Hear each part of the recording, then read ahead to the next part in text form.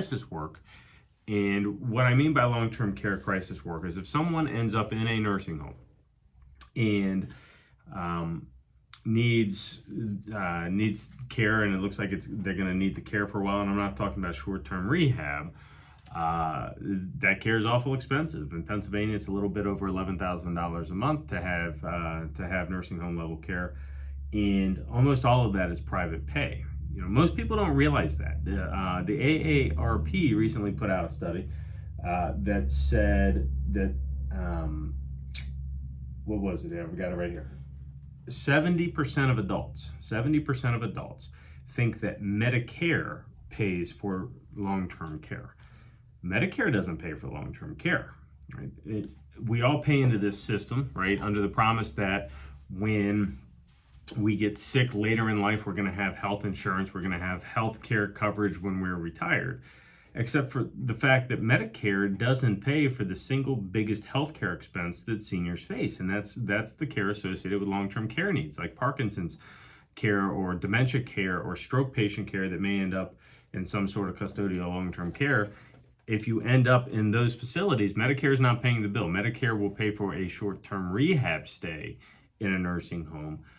But otherwise, you're on your own. And people find this out the hard way. And I can tell you, what I want to talk about today is a family that came into the office not too long ago. We ended up doing some work for them, and I have their permission to tell the story. But the idea is that people, when dad goes to a nursing home, when the decision is finally made, now whether the decision has been coming for a while, or whether the decision is sort of an emergent one because perhaps dad has been in an accident or had a stroke and was fine one day and is not fine the next day, and now he needs that level of care, we find ourselves in a pretty stressful situation. And the way a nursing home admission goes is often the senior is in the hospital receiving some sort of acute care following a fall, following a wander event, following some sort of a medication mistake or something. So they end up hospitalized. And then the family, in conjunction with the social workers, the discharge planners, end up making the decision that this person is going to need longer term help, perhaps for the rest of their life, perhaps not, but we're going to discharge them to a skilled nursing facility. And then what happens behind the scenes is the discharge planners at the hospitals have contacts with the nursing homes, and they have pretty good feel for where the good fits are. And, this facility is good at this, and this facility is good at that. And this one doesn't have any vacancy and that one does, right? So they're always sort of communicating. And the hospital will help find a suitable facility. And then you end up in this facility, and the first couple of weeks typically be okay because Medicare does pay for short-term rehab stay. But at some point in time, Medicare boots you off of coverage, and you end up as a private pay resident at an average of over $350 a day or so. And so then families have to make a decision: do we bring mom or dad home, or do we pay the big price tag? And so they make the decision as though it's an either or. Either I have to pay privately, or I have to bring dad home. But there is another option, and the other option is that we get some advice and we find out about Medicaid, and we find out about asset protection. And there are some things, like, it's unfortunate because there's times when families know that mom needs to be in the nursing home. They know that they're not doing a great job for mom at home. They know that mom would be safer in a nursing home, but they also know that it's $12,000 a month and we can't afford it.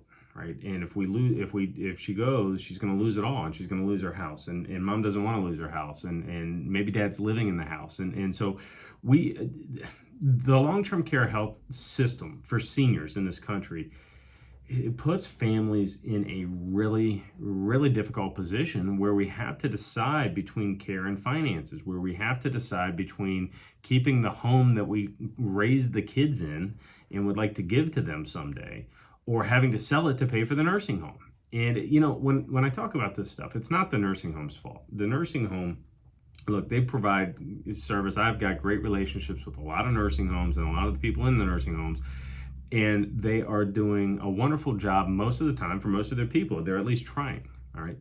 But the care, the care is expensive. It's expensive to hire a whole bunch of staff. It's expensive to hire nurses. It's expensive to have the facilities and meet the regulations and all the rest. So look, the care gets expensive, and yes, they make a profit, but they should make a profit. They're not doing it to not make a profit, right? So, but here we are. We're in a situation where it's expensive care. But the real problem in my mind isn't that the care is expensive. The care is expensive, right? The real problem is that nobody pays for it, right? Medicare should pay for this. In a perfect world, in a perfect system for our seniors, if you're over 65, the system wouldn't distinguish you as a heart patient from you as a stroke patient. They wouldn't, they would pay just the same if you had cancer or if you had Alzheimer's disease. But Medicare doesn't. Medicare pays for acute care. The acute care treated, is typically associated with issues requiring hospitalization. Chemotherapy, hospital stays because of a heart attack, surgery, that stuff's paid for by Medicare. Yeah, coinsurance, copays, etc. But that stuff is paid for by Medicare. But if you've had the unfortunate incident, instead of having a heart attack, you had a stroke, or instead of having cancer, you end up with Alzheimer's disease, you're on your own. You are on your own if you need the nursing home at $11,000 a month. And again, according to the AARP, another statistic they put out is there's a 70% chance of someone over the age of 65 needing extended care, right? And look, and then the Alzheimer's Association says that 1 in 3 seniors will end up with dementia. 1 in 3 seniors ends up with dementia. That's just dementia. That doesn't account for the other issues. And so what we have to do is we have to wrestle with the fact that we may need help. I may need help. I may need help in a nursing home. I may need help in my home. My preference would be to stay in my home. But I also pragmatically understand that there may be situations where that's just not possible. And I also don't want to be a major burden on my family and my kids. And if I need to go to the place, kids, you need to put me in the place, right? But if I have to do that, I would prefer not to lose all of my money, right? And so, there's a couple of ways to deal with the issue. The first is you plan ahead. We do our workshops, which is largely about protecting assets from long-term care. You want more information about it, go to sechlerlawfirm.com, SECHLER lawfirm.com. You can register for a workshop. You can take the online course if coming to the workshop isn't for you. We have webinars monthly. We just did one the other evening. We had a whole bunch of people on the webinar because everybody wants to know about this stuff. And so what we do during these educational events is I tell you the difference between powers of attorney and wills and trusts, and I teach you about Medicaid, and we learn some tax laws together. And we go through all of the things that I think you need to know to at least begin the process of making estate planning decisions. And then we invite you in for a free consultation where we learn more about your family, because during the thing you might leave the webinar or the workshop thinking, yes, this is the trust that I want, or all I want is this will. But then when we sit down and we actually go through your stuff, we may uncover that no, maybe you don't want to go that route, maybe you want to go this route. Because this stuff is complicated and you need to work with folks that do it full time. Like it really makes me nervous when families say, oh, I've got a lawyer friend, he wrote my will. Okay, but does he actually write wills? Like, I'm a lawyer. I can do divorces, but believe me, you do not want me doing your divorce. I could walk into the courthouse and file for someone's divorce today. There's no additional requirement other than I have a law license. But that doesn't mean I should be doing it. I don't know anything about doing that. There are people that know things about doing that. And if you are concerned about protecting assets from the nursing home, you should work with somebody that does that. Okay. Now, check out the workshops, check out the webinars. You can take the Life and Legacy course that we have for free on our website. Just go to sechlerlawfirm.com and you'll find it under the workshops tab. And I think you'll find the information helpful and useful. And then we offer you a free consult. So there you go. After that, okay, the other type of case that we see are folks that did not plan ahead. All right. So we do a significant amount of work where we are referred cases from some nursing homes, or people have heard the radio show, or they've seen my stuff in the paper, or whatever, and they find us and they'll call us and they'll say, well, mom just went in the nursing home and dad is the healthier spouse. Dad is out in the community and he's doing well, but we're paying $12,000 a month. Is there anything you can do to help us? And this is where I want to tell you the story that I hope is a lesson for somebody that's listening today, and that this doesn't happen to you. I had a family come in not too long ago, and mom had been in the nursing home for a little over 3 years. And they had been paying privately all along. All right, the family had gone through in this 3 years. They had written checks to the nursing home for over $350,000 over the preceding 3 years. And I'm looking at it, and it's just painful to me because this happens. And we're looking over the finances, and it's a married case. Dad is healthy. He's living at home, and frankly, he's very healthy. He's probably going to live a long time. And now he's got to do it without these retirement savings. And more than half their money's gone. And he comes in, and he had heard something. And what can you do for me, right?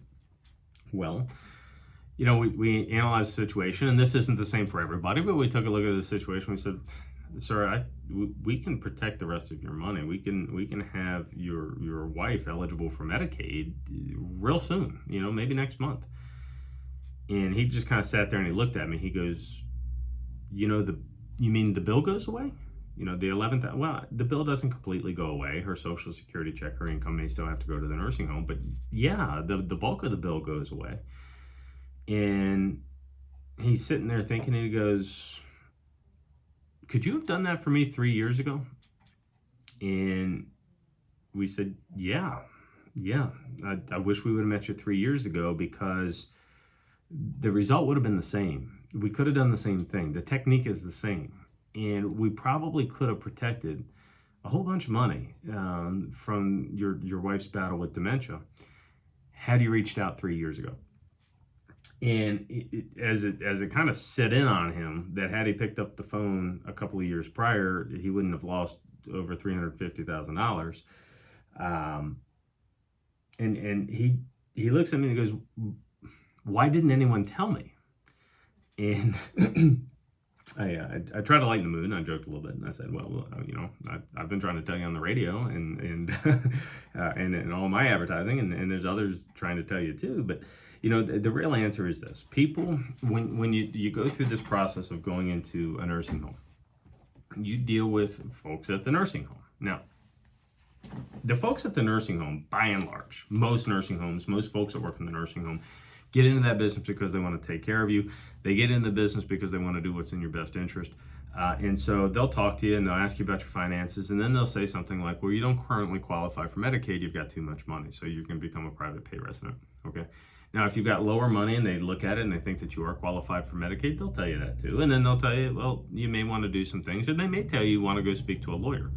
But sometimes they don't. Sometimes the person that's working there is new. Sometimes the person that's working there doesn't know. Sometimes the person that is working there has been told by her boss not to say those things. And I don't think that happens as much as it used to. It used to be the case that some of these residential facilities really didn't want families getting to Medicaid.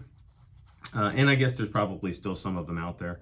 But a lot of the communities will tell you, look, this is going to cost you $130,000 a year, but there are some things you could do. You should go talk to somebody. And that's why we get a lot of referrals from nursing homes. And, but I can tell you, they don't all know. The people that are working there, the social workers, the billing office, they don't know this stuff. Just like I don't know how to do social work, right? And so we do lunch and learns for nursing homes. Now, during COVID, we switched it to webinars and whatnot, but we will go, probably monthly, we'll go to a new nursing home and educate their billing office and their social workers and their nurses and their administrator and say, look, you probably have people in here right now that could position their assets in a different way and qualify for benefits. And here's the techniques that we use. And then we'll teach them some things.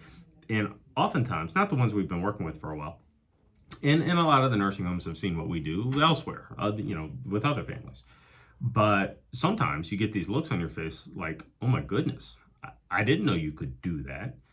And then they'll look at each other and they'll say, well, that's the Jones family. Or they'll look at each other and they'll say, oh man, we could have helped Miss Marshall that way, or something like that, right? Because you can see that they didn't know what they didn't know, and they thought that the person had to be a private pay resident. They didn't know that there was techniques. Like most of these people know some things. They know you're allowed to have a house and a car, but even for single people, that's kind of a fallacy. And so they'll say, well, you can go do a funeral arrangement, and they do what we call the low-hanging fruit, the things that really can't get them in any trouble for telling you that. And it's the simple stuff. You don't really need a lawyer to go buy a car. You don't need a lawyer to go buy a funeral arrangement. But when it gets a little bit more advanced than that, when the family has a little bit more money, this is a legal problem. If any other creditor were coming after you and your family for $11,000, $12,000, $13,000 a month, don't you think you'd go see someone? Right? Don't you think you'd go ask and say, hey, my heating bill's $11,000 this month. This doesn't seem right. Can you look into this for me? Now, that's an exaggeration. It's not like providing long-term care is the same as buying gas. But the point is, when an expense hits a certain dollar figure, a lot of people should be asking questions. But in the long-term care setting, they don't. They've either been told by the Medicaid office they don't qualify, or they've been told by the billing office that they don't qualify, or they're ashamed that they had to put mom in the nursing home in the first place, and so they're afraid. They don't want to talk about it. They're afraid to ask for help. There's guilt associated with the admission of a loved one to a long-term care facility, and people just sort of clam up. But what I implore you to do is to consider the fact that a nursing home admission is a legal problem. It is. You're in a complex set of laws. You're in a new situation that you don't understand. We all kind of understand health insurance. If you're on Medicare and you go to the doctor's office, you kind of understand how that works. But you have no idea how Medicaid works. Medicaid has asset and income limitations that are quite harsh. But there are rules, and then there are exceptions to the rules, and there are exceptions to the exceptions of the rules, right?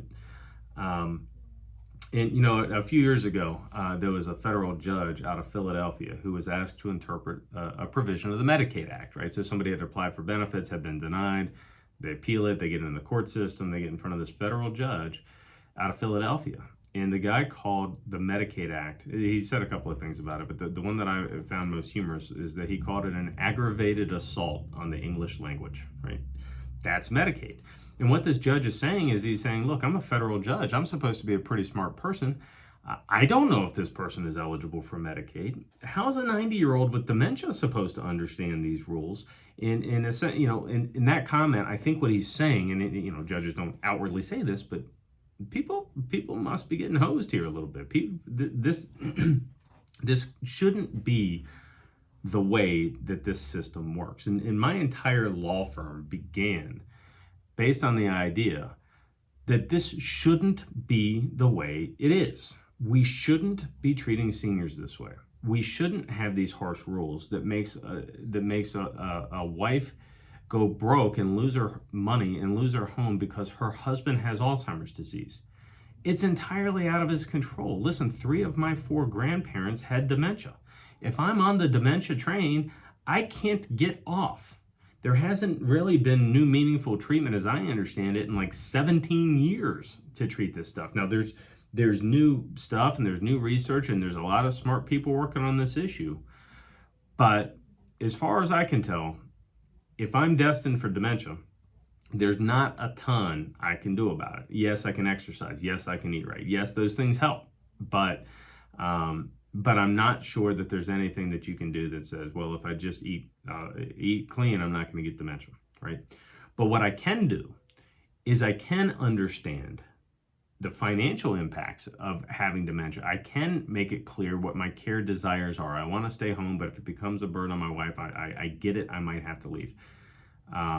But if I have to leave, I want to know that my wife is going to be financially secure. I want to know that I can leave a legacy. I didn't work for 50 years to lose my life savings to Alzheimer's disease.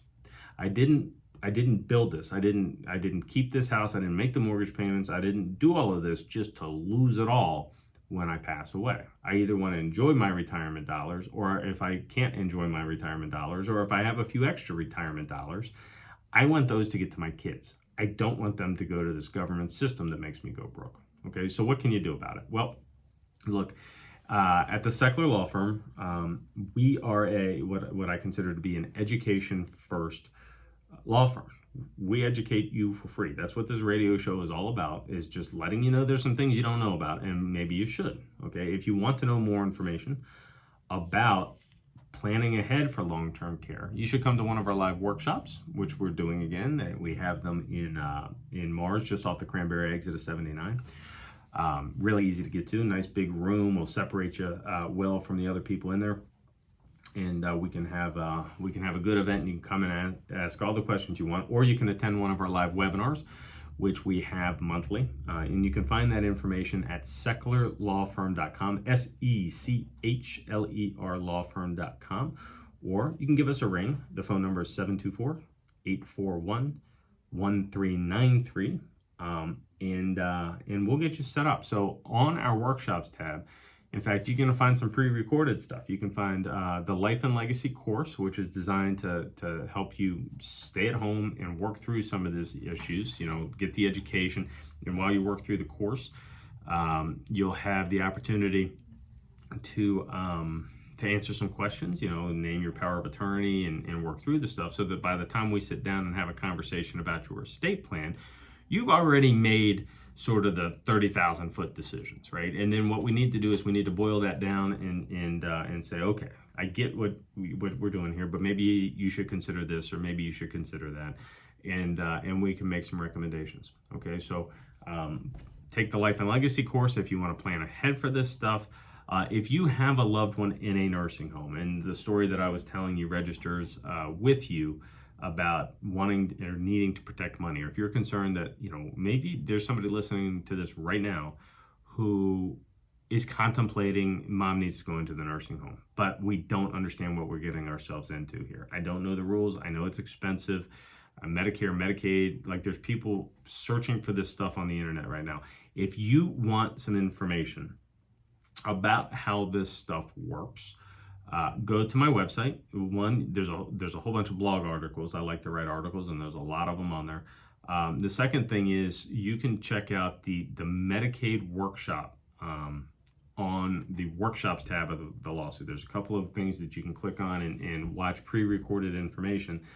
And that's a long one. I think that's over an hour of a workshop, but we take a deep dive on how Medicaid really works. We take a deep dive on some of the techniques that are available to protect assets, even if you've already been sick, even if you already have a loved one in a nursing home. It's not too late. So people understand this thing about like the 5-year rule.